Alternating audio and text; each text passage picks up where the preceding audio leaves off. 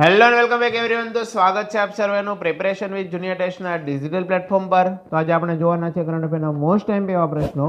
અને આપ અમારી ચેનલ પર પ્રથમ વાર હો તો ચેનલને સબસ્ક્રાઇબ કરવા ના ભૂલતા, સાથે સાથે બેલ આઇકન પણ પ્રેસ કરી દેજો જેથી આવનારા તમામ વિડીયોની અપડેટ આપ સુધી પહોંચતી રહે।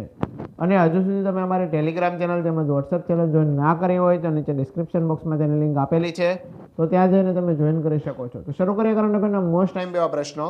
પ્રશ્ન નંબર 1, નીચેનામાંથી કયો તળાવ લદ્દાખમાં આવેલ છે? તો આપણો સાચો જવાબ છે ઓપ્શન ડી, આપેલ તમામ। પ્રશ્ન નંબર 2, COP 28ના 28મા સત્રનું પ્રમુખની સલાહકાર સમિતિના કયા વ્યક્તિ જોડાય છે? તો આપણો સાચો જવાબ છે ઓપ્શન બી, મુકેશ અંબાણી।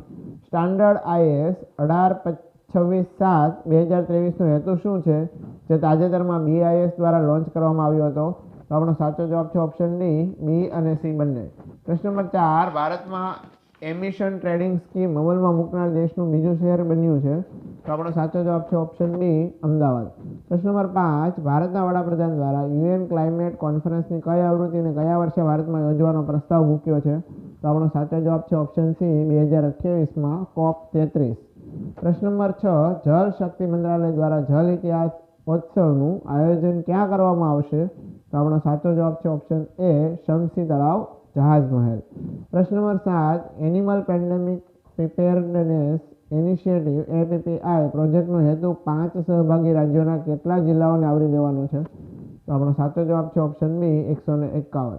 પ્રશ્ન નંબર 8, નીચેનામાંથી કયા રાષ્ટ્રીય ઉદ્યાન એપ્રિલ 2023માં ફર્નની પર જાતો સાથે ફર્નેરિયમની સ્થાપના કરવામાં આવશે? તો આપણો સાચો જવાબ છે option C, Eravikulam national park. પ્રશ્ન નંબર 9, કયા રાજ્યની સિંહ બકથ્રોનને તાજેતરમાં તેનું ભૌગોલિક સંકેત GI ટેગ મળ્યું છે? તો આપણો સાચો જવાબ છે ઓપ્શન સી, લદ્દાખ। પ્રશ્ન નંબર 10, ભારતનું સૌથી મોટું વાઘ અનામત બનાવવા માટે કયા અભયારણ્યનું વિલીનીકરણ કરવામાં આવી રહ્યું છે? તો આપણો સાચો જવાબ છે ઓપ્શન બે, નિર્દેહી રાણી દુર્ગાવતી અભયારણ્ય। પ્રશ્ન નંબર 11, COP 28માં પર્યાવરણ કટોકટીનો ભોગ બનેલા દેશોને વળતર માટે લોસ એન્ડ ડેમેજ ફંડને કરવામાં આવ્યું છે? કઈ COP સમિટમાં ફંડ બનાવવાનો વિચાર રજૂ કરવામાં આવ્યો હતો? તો આપણો સાચો જવાબ છે ઓપ્શન સી, COP 27। પ્રશ્ન નંબર 12, નેશનલ ટાઈગર કન્ઝર્વેશન ઓથોરિટીએ 11 સભ્યોની ચિત્તા પ્રોજેક્ટ સ્ટીયરિંગ કમિટીની રચના કરી છે। આ સમિતિનું નેતૃત્વ કોણ કરશે? તો આપણો સાચો જવાબ છે ઓપ્શન એ, રાજેશ ગોપાલ। પ્રશ્ન નંબર 13, નીચેનામાંથી ભારતના રાજ્યને સોલ્ટ સિટી તરીકે ઓળખવામાં આવે છે? તો આપણો સાચો જવાબ છે ઓપ્શન બી, ગુજરાત। પ્રશ્ન નંબર 14, ભારત સરકાર કયા વર્ષ સુધીમાં ડીઝલથી ચાલતા 4 વ્હીલરના ઉપયોગ પર પ્રતિબંધ મૂકવાની ભલામણ કરી છે? તો આપણો સાચો જવાબ છે ઓપ્શન સી, 2027। પ્રશ્ન નંબર 15, સંયુક્ત રાષ્ટ્રની નિષ્ણાતોની પેનલ મુજબ પૃથ્વીનું ઓઝોન સ્તર કયા વર્ષો સુધીમાં 1980ના સ્તરે પુનઃ પ્રાપ્ત થવાની અપેક્ષા છે?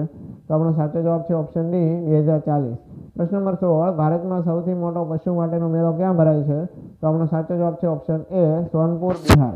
પ્રશ્ન નંબર 17, તાજેતરમાં પર્યાવરણ, વન અને જળવાયુ પરિવર્તન મંત્રી દ્વારા એક મોબાઈલ એપ્લિકેશન લોન્ચ કર્યું, તેનું નામ જણાવો? તો આપણો સાચો જવાબ છે ઓપ્શન બી, મેરી લાઈફ।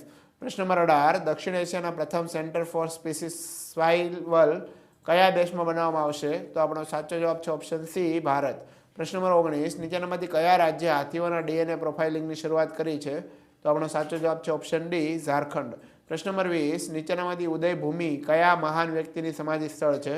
તો આપણો સાચો જવાબ છે ઓપ્શન ડી, KR નારાયણ। જો મિત્રો વિડીયો પસંદ આવ્યો હોય તો લાઇક, શેર અને સબસ્ક્રાઈબ કરવા ના ભૂલતા। ફરીથી મળીશું આવા જ વિડીયો સાથે, ત્યાં સુધી જય હિન્દ, વંદે માતરમ।